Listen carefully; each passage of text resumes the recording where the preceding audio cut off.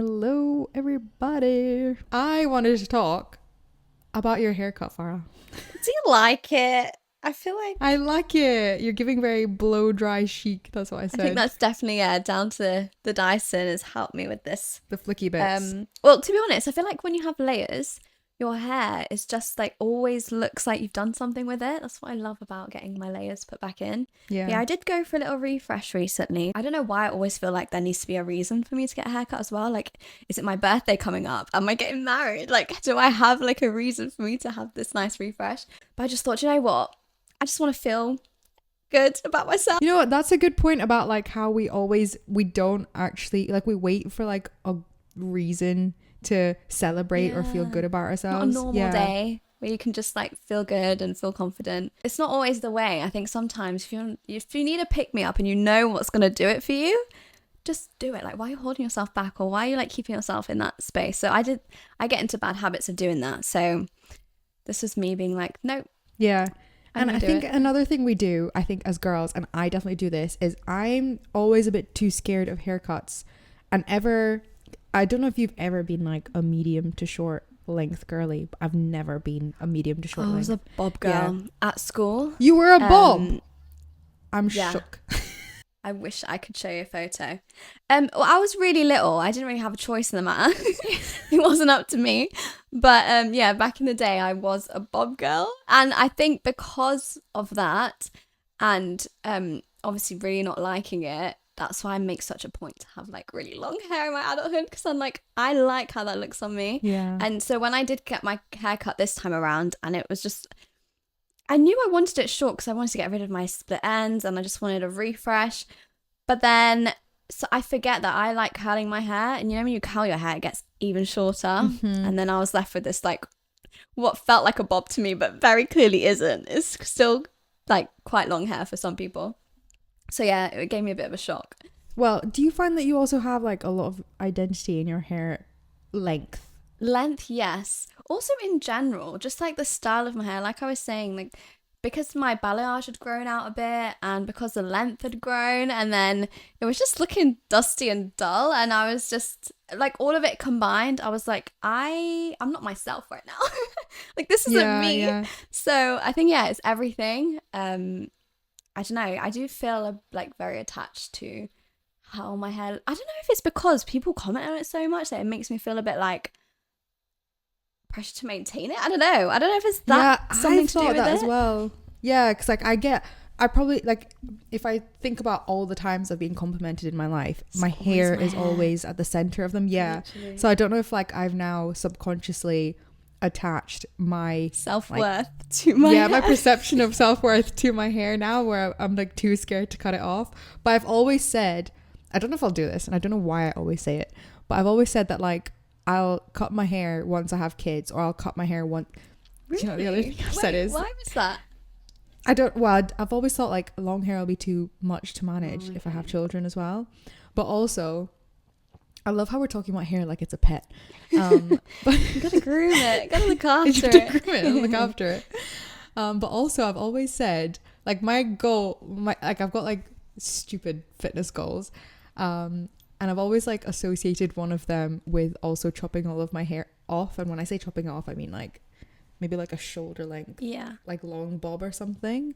And I don't know why that is, but I basically wanted to use your haircut as a segue to thinking about how we let go of things, because I sometimes, because I'm like you, I'll get a haircut during like significant points. When I say significant points, like just before a holiday, and then the holidays, then like a release holiday, and it's a time where I'm going to try and focus my intentions on something new or something like that.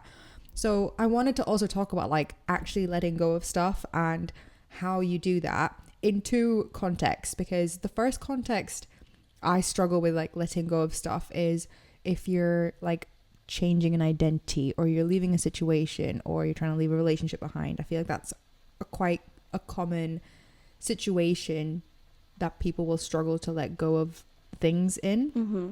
And then the other one that I severely struggle with is letting go of something you really want in the name of knowing that it's coming to you.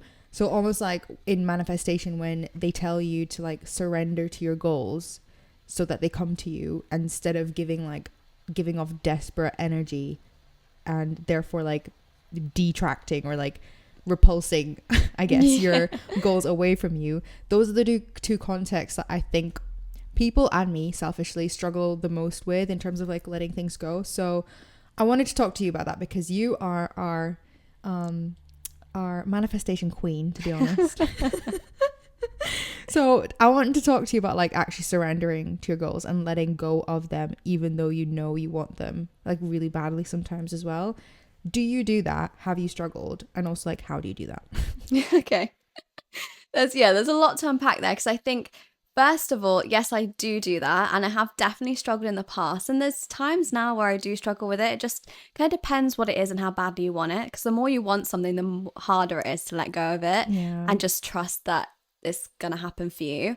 I feel like my faith comes into it a lot, to be honest, and manifestation and religion, there's a lot of talk about like if they're the opposite of each other, if they are I actually, think they overlap. I feel like they overlap a lot, because people can say, oh, I'm going to manifest and speak to the universe, or you can speak to God, or you can speak to a genie in the bottle. Like, I feel like this is interchangeable depending on the person you are and what you choose to believe in. So for me, I think I used to struggle with it a lot more, but I've spoken about it before in a sense, and I actually have a YouTube video on how I manifested like my flat, like did visualization meditations. And the thing is with trying to let go of stuff, it's just the idea of you have to be so sure that you're going to get it, which is so hard to do because you ultimately don't know if it's going to happen. So it's that idea of like, how can I possibly be sure and confident in something if I don't even know if I'm going to get it in the end? But I think what it comes down to is you have to know you're going to be fine either way. Like, if you don't get it, you're going to be fine. And if you do get it, you're going to be great. But either way, your world's not going to fall apart, and your world's not going to crumble. There'll be something else if it's not this. So that's kind of my mindset when I'm like trying to let go of something and not attach myself to it so much that it's going to affect me emotionally and mentally while I'm trying to get it. Because ultimately, when you are attaching yourself to something like that, and you can't create that distance between yourself and it, then you're creating that lack mindset and that scarcity mindset of like almost begging for it and wanting it so badly, and you're giving that energy that you don't have it, so then that's what you're attracting more of. So it also comes down to that, and making sure that like you don't want to give this energy of like you not having that thing, because like energies attract, and you don't want to be giving off energies that are going to bring more of that into your life. So you have to be very careful of how you, and it's a certain thing, right? Like if there's a certain thing that you want to let go of, or if there's some certain thing that you want to bring into your life, you do still have to let go of the idea of having it temporarily, because you do fall into that trap of like being desperate for it. And then when you are desperate for something, you are giving off that energy of like, I don't have this in my life, and there's a lack of it in my life. And the more that you focus on that desperation of having it, the more energy towards that lack you're giving, if that makes sense. Yeah, that makes so much sense. It's hard though. I'm not saying it's easy. You do have to just practice it a little bit, and practice like distracting yourself. I feel like the easiest thing to do is really just distract yourself. Like if you want to think about that thing, think of it in a like a productive sense, in terms of like, so for example, if I was wanting to get a house, I'm not thinking about constantly, oh, but will I get it when I get it? Like, I really need it. I really want it. I really want to move out. I really want to do all these things. And I'm really worried that I won't get it. And thinking of that, all I'd be doing in that moment is thinking, okay, what is the room's going to look like? How am I going to decorate this place? Like, you think of it productively in terms of like, okay, this is my goal. This is what I want. What does it look like to have that thing? And plan for it. Plan as if you're already going to get it.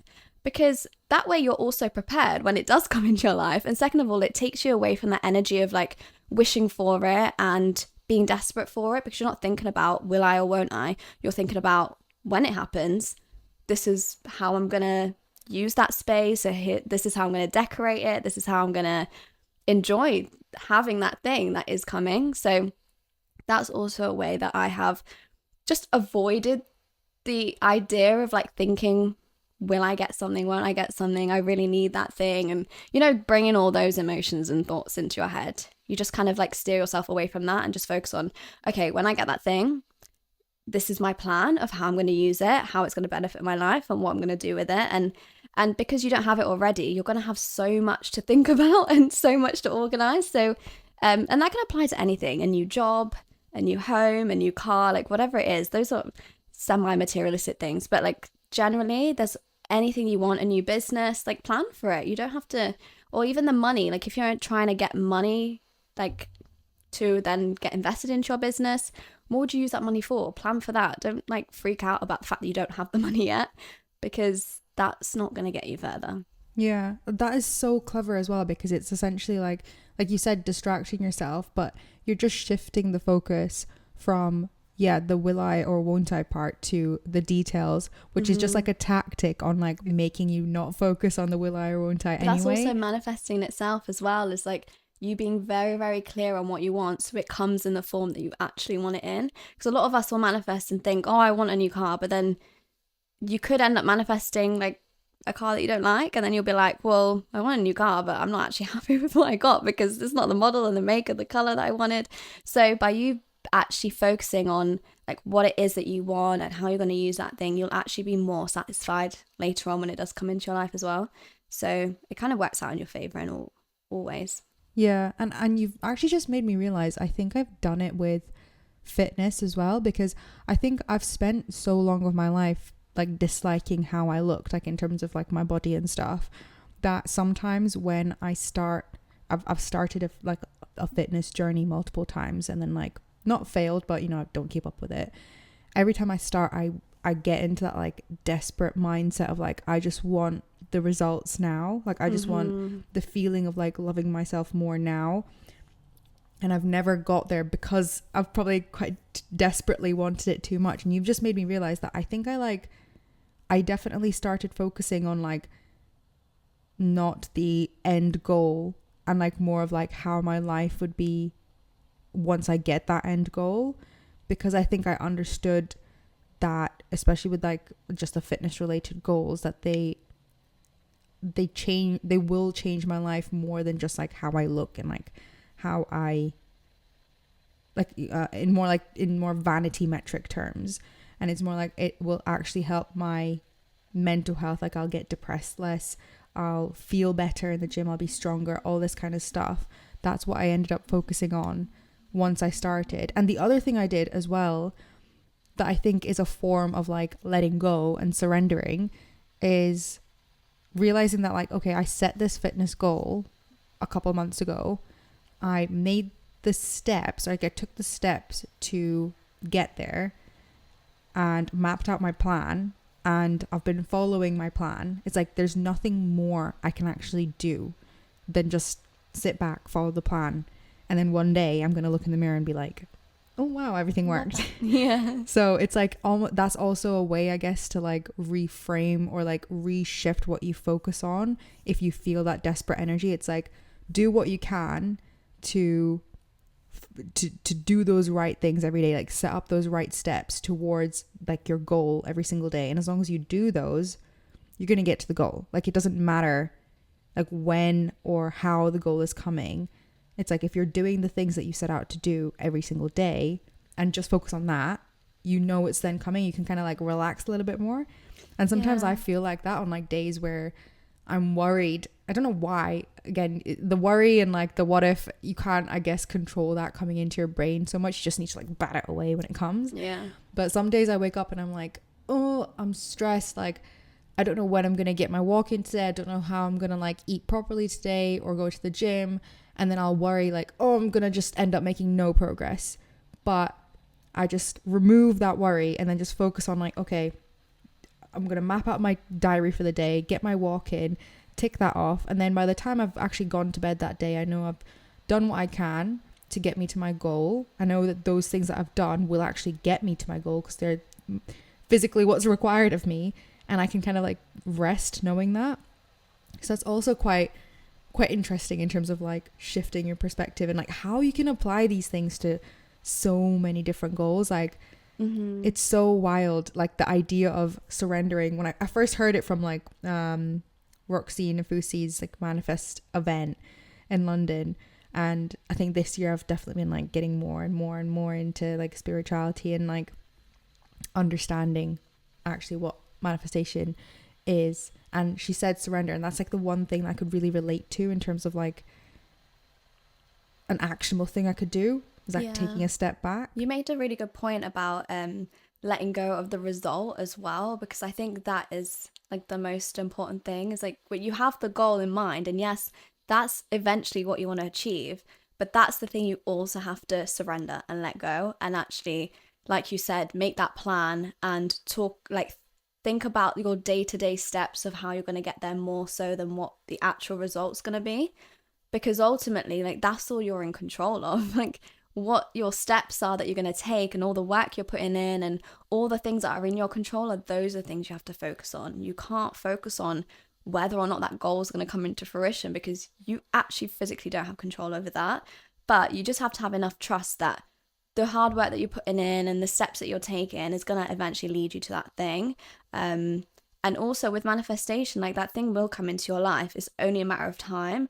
Like, there's a saying that also goes, if you can believe something, it's possible in your reality. So whatever it is that you can think of, like the wildest thing, the fact that you're able to actually imagine that in your head, there's no reason why that shouldn't appear in your real life. So thinking about that is like, well, obviously, like, whatever your wildest dreams are, you can get them into your life, but it's not that thing that you should be like spending every day tormenting yourself over and like thinking about. Is the actual steps you're going to take. And that's why people say like planning is so important, and, you know, like, you plan for your goals and you take those steps and you actually form habits. And even habits is a really good thing to like get into. Like, you think about what does a person that has that thing look like? Like, what do they do in their day to day? And like, basically that idea of becoming the better version of you, become the version of that person that actually has got that thing.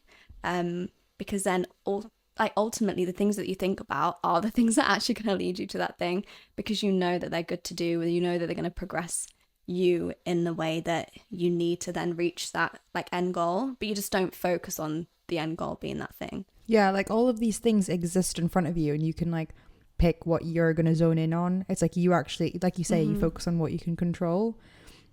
I also wanted to talk about like letting go, and maybe surrendering is the wrong word for like relationship or situational context, but like letting go of things that either like don't serve you, or are wrong for you, or that are just like pushing your boundaries a little bit. How do you do that as well? Because I think I'm probably a bit better at letting go of things that are not right for me, especially when you connect it to like manifestation, like things you want in your life. What do you actually need to let go of? Because I feel like sometimes in order to get to like a goal or a version of yourself that you want to be, it's not always a case of like adding more things to your life or like finding more things. It's like about removing things and letting go of things and making your whole life a bit more lighter. And even in an emotional context, I think I struggle with this, because especially when I was like younger, as a teenager, I would hold on to things thinking that it made me like super resilient and like taught me life lessons, when really I needed to let go of them in order to, you know, the whole phrase like forgive and forget. Like, I've always thought it's silly, because like, why would you forget? Like, why would you not want to keep the lessons? But it's like, you can learn from a situation but still move on and not have it in your life anymore. And that's one that I've struggled with, but I guess it's letting go in a different context. How have you done this before? Have you struggled with it? Do you have any advice around emotionally letting go of things? Yes, I think it's definitely something I've struggled with in the past. I think for me, and so we're talking about relationships, right? Whether that's like just like personal relationships. So in that sense, I feel like when you need to get go of a relationship or create distance, and it's something that you're not familiar with doing, but it's because you're not being treated well, or there's obviously something not right with that relationship, which is why you need to part with it. I think it ultimately just comes down to your self-worth and building that up, because you will not allow people to treat you badly if you know that you shouldn't be treated like that, and if you know that you deserve more than that. So ultimately, I think I found it a lot easier to kind of brush off people's bad behavior in my teen years and my like childhood, because I almost, a little bit of me felt like I deserved to be treated like that. I felt like I wasn't good enough to have good treatment from others. Like, I got bullied a lot and I kind of just took it on the chin. Like, I didn't really stand up for myself that much when I was younger. Now, I went through phases. Like, there were times where I felt a bit more confident, but on a whole, if people were treating me badly, I kind of did just accept it. And I feel like in my adulthood, I've got to a place now, and this is a lot to do with me just consuming a lot of content in this space, especially to do with like self-love and self-worth, and just being more familiar with the idea of it's not selfish to look after yourself and want the best for yourself and actually expect people to treat you with respect and love. Like, that's literally the bare minimum. But sometimes when you grow up in certain environments, you don't realize that that's actually a basic need. So I feel like if you are the type of person that is quite insecure and you let people get to you, and you're not that confident in yourself, you will find it hard to let go of people that are not good for you, because you almost feel like you need them in your life, and you almost feel like you're not worthy of, like, I don't know, it's hard to explain. It's almost like you feel like, who are you to say that they don't treat you well enough, that type of thing. And you know what, I'm glad you've just said that, because in my head I was just thinking, I feel like, so I also have struggled with like low self-worth and stuff before, and you know, still trying to build it up. And my whole idea is that my self-worth was so low for so long because I believed that people who had a high perception of themselves, like my belief of the world is that people who were like that were egotistical or cocky, or like they're inherently bad people, which is obviously fake. Like, that's fake news. That's not real. Lie we've been sold. But that's just like, you know, it's just beliefs of the world that you form when you're younger. It's like how some people think money is evil, some people don't. How some people think humble people are good, some people think humility is weak. You know, there's so many different things that you absorb when you're younger that then like form what you think is good or bad when you're older. And they're so deeply rooted in like your own sense of yourself. So like, it's so easy for me to look back at myself now when I had a low sense of self-worth and think, oh, like, why did I not demand more respect? Why did I let so many things slide? And it's because I would have never stood up for myself, because I thought that people who stood up for themselves were like rude or egotistical, and I was not one of those people. Like, I was a good person. Like, that's how my brain worked, and sometimes still how my brain works. Like, when I see people standing up for themselves, I feel like that a little pang of envy sometimes, because I'm like, I wish I could just do that and not care if people then think I'm being egotistical or like rude or whatever, because I've still got that like inkling in my brain of, okay, well, good people behave like this, bad people behave like this, and it is wrong. I'm trying to like rewire it. But you're right, it's like it's a very deeply like rooted sense of self that's influenced from such a young age. I think it just builds up in a way where you don't feel like you're worthy to be around people that actually do treat you well. You're not used to it as well. There's, I guess, like you said, like the way you grow up, it does really influence in your adulthood, like what kind of experiences that you will put up with and won't. And it also comes down to that people pleasing tendencies as well. Like the people that are people pleasers, they will really struggle to let go because they don't want to hurt people's feelings, and they would put someone else's feelings above their own, when actually if you are someone that's self-assured and self-confident and has that self-love, you will be the first to cut off someone in the name of protecting your own energy, protecting your own peace. And that's the most important thing to yourself. I think that's what I've learned in my adulthood, is only I am responsible for the peace in my circle, for me protecting my own energy. No one's going to do that for me, and everyone's doing that for themselves. This world is like, everyone is for themselves, especially when it comes to like your mental health or, you know, like personal things that you deal with. Like, nobody knows the ins and outs of that as much as you do, so you have to act according to that. And I think if that means letting people go in your life, and If that means letting relationships die, then so be it. It's just the way it works sometimes, and not everyone is for everyone. Like, not everyone's compatible with each other. Obviously it's a very difficult process to go down. I'm not trying to like say that it isn't, and it's this really easy thing to do, especially when you've built up very close connections with people. Those are often the hardest to like break away from, and whether that's friendships or otherwise, because then you've got that emotional bond with someone and it just gets a bit more complicated. But ultimately, you know when something's toxic for you, you know when people aren't behaving right, and you know when you're being treated badly. And I think it's frustrating looking back as someone now that is so hell-bent on, and I've always been the type of person, like we've talked about this before jokingly, like I find it quite easy to cut people off.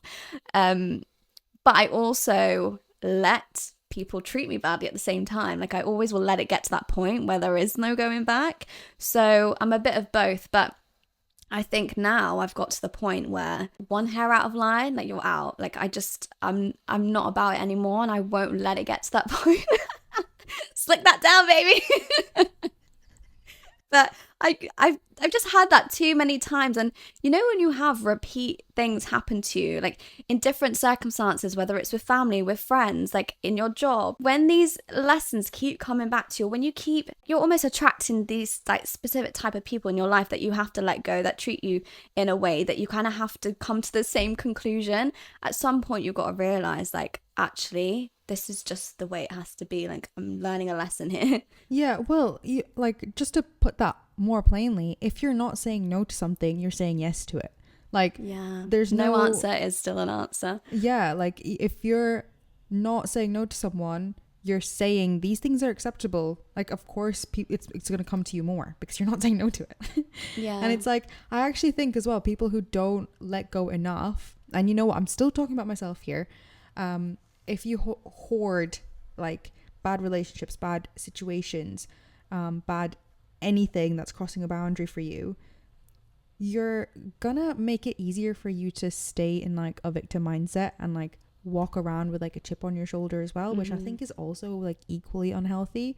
And some people probably see that as like, oh well, I deserve to have a chip on my shoulder because I've had this and this horrible thing happen to me, or you know, I'm holding on to all this like pain from like bad relationships and stuff. And it's like, well, you can actually just get rid of that. Yeah, you don't actually have to hold on to it. Yeah, I feel like people wear it as like a bit of a badge of honor sometimes, as if to say like, and it's great. Like, a lot of people go through stuff and come out the other side, and it's nice to like share the story and be like, I've come a long way. Like, I've got through a lot of things. And I think putting a positive spin on it is fine if you're kind of using that pain or that trauma or, you know, difficult circumstances that you've been through to be like, look, there is another light at the end of the tunnel. There's another side. But the people that sit in their traumas and their misery, and I know it's hard to get out of that mindset, but I'm talking about adults here. Like, if you're a grown adult, it is your responsibility to get yourself out of that mess and out of that repeated pattern of like falling into these traps of maybe being treated badly by other people, or holding on to, even if you're not currently being treated badly by people, but you're constantly consumed by the past and by things that have happened to you in like previously. Like, yes, learn your lessons. And I kind of agree with you, like, forgive but don't forget, because if you're forgetting, like, I forget a lot and then I'm like, well, now we're back to square one with a different person, it's the same situation. So I feel like it's important to not forget and remember to like learn lessons from situations and take that with you going forward, but don't not forget in a sense where you're holding on to like the pain and the trauma and the difficulties. Like, it's very hard to shed trauma. I'm not going to say that it isn't, but you don't have to sit in it all the time. And especially if you're spending a lot of time with people that do that, and then you're that kind of personality that does that too, like, this is why it's important to like be very careful like who you spend your time with, because you do become just like that. And then just this repeated cycle of you all not letting go of things in your past, and you all letting that hold you down and not reaching your full potential because you're so stuck in the past with all these horrible things that have happened to you. Like, we all have shit that goes wrong. There are so many people that are in huge positions these days that have come from really, really dark past, that have gone through a lot of crap. and they found a way to make it to the other side. So I always think, like, if you are someone that's struggling with your traumas and letting things go find someone inspirational that has come from a similar background but has actually, you know, like, turned their life around and made themselves a success, because I can guarantee you there will be someone in the public eye that has had that experience. And I feel like that's always motivating to kind of help, like, figure out how to let go and see what is possible. Because I feel like a lot of people, they go through stuff and they think, well, I can't be like them or as successful as them, or I can't have that life because they started off at a different starting point from me. I literally do that. It's not true. It's not true. It's down to, like, what you do with what you have now. And that's, like, the same thing as being stuck in that rut of feeling like, oh, well, this is where I started, but you're keeping yourself stuck there. Like, you're not there anymore. So you have to remember, like, yes, that happened, but that's not actually your starting point. Your starting point is right now, with all the knowledge, the resources, the freedom, the money, the time that you have now, the job that you have, the relationships that you have now, you never had back then. So you can't compare. Like, you're starting afresh. Like, every single day you start afresh with a new set of knowledge or skills or whatever you've built up. So you can never think, oh, well, back then, 20 years ago when I was born, or when we were both born, we were at different stages. Well, you can still glean the same information, and this, like, we all have access to the internet. We all have access to all the resources possible. And the same resources. Obviously, networks is a different story, but I'm not comparing us to Nepo babies here. I'm comparing us to, like, the average guy on the street that's gone through hard times but still managed to make themselves a success. I'm just saying that that is possible for all of us. And like I said, whatever you can dream, you can do. It's just a case of, like, having that mentality to believe that that could be a reality, not just like a figment of your imagination. Yeah, I think definitely step one is, like, taking whatever you have in your imagination and believing that you can make it real. And then step two is actually like we spoke about at the beginning of the podcast, well, what's the plan to get there? Like, what's the actual actions you can take to get there? Because I think there's definitely a line in the sand to draw between, like, thinking something is possible and just, like, expecting it to happen. But I really, really, really, really, really love what you've just kind of said as a whole, in terms of, like, every day is a new day, every day is a fresh start.